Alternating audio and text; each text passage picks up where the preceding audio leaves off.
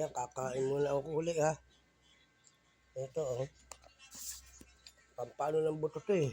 Pampatunaw lalo ng buto to eh. Ensure. Kasi ensure pa sa'yo, marami ensure. Ano ba palaman? Ano? At putang ina, alat nito. Ang dami mo nilagay. Alat to? Sabi siya maalat eh. Tao gusto maalat. Cheese yan eh. Ah. Tugit mo ako, diabetic. Ay.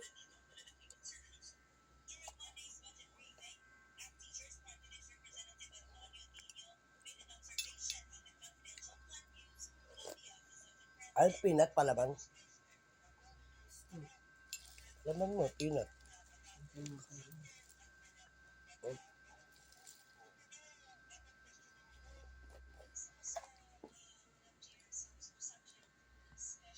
Katay bukas sana, bili tayo rebiter. May gunting na yan ako nabala. Tuloy din lang yung saka yung box.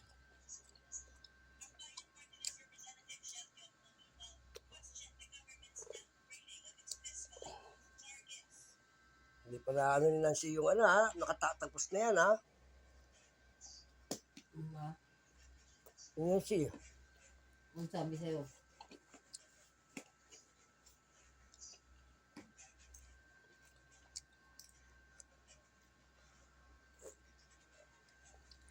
Mga nagago kasi dito, kaya ginagawa nilang ano yun eh, ilod eh.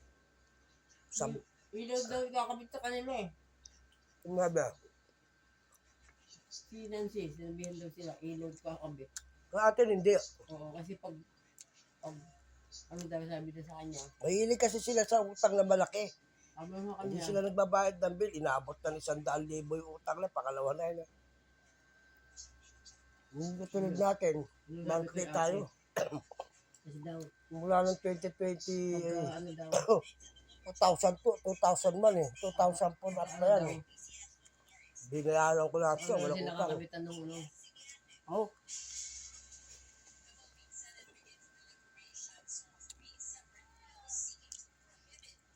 Monthly. Monthly bill. Sabi ko kay Nancy, ba't na? Hindi, sila lang yun. Hindi, monthly bill kami. Alam mo naman, bakit kayo, wala kami utang kahit pa year 2000 man ang 2004 kinabit yung ano yan. Ako naglakad sa City tsaka sa ano yun. Bayad dyan, hindi ako naputulan niya hanggang ngayon kahit ayoko maputulan ako ng ilaw since nung ano, dahil ako may madengue anak ko. Sabi ko sa kanya eh. Hindi ako nagpapaputol ng bill sa asawa ko kahit nasa abroad ako. Kahit nasa abroad siya. Hindi na puputulan sa akin yan. Pero pinadadala yun, binabayad ko talaga kahit may karoon akong kabit na babae noong araw. Hindi ako nagpaputol ng mga binabayaran ko talaga yung bill niya. 3,000 kumigit ha. Ha? Yung kuryente pa pala, 3,000. Ayan. Kasi ginamit yung welder. Pag nag-welder, sinabi ko patayin mo yung ano. Yung power nandiyan ng ano, pag hindi ginagamit. Ano iniiwan bukas?